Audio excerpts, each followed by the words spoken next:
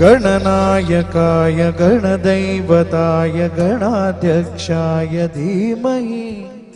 गुणशरीराय गुणवन्दिताय गुणेशानाय धीमहि गुणाधीताय गुणाधीशाय गुणप्रविष्टाय धीमहि एकदन्ताय वक्रतुण्डाय गौरीतनयाय धीमहि गजेशानाय भालचन्द्राय श्रीगणेशाय धीमहि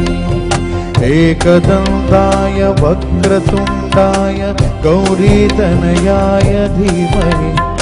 गजेशानाय भालचन्द्राय श्रीगणेशाय धीमहि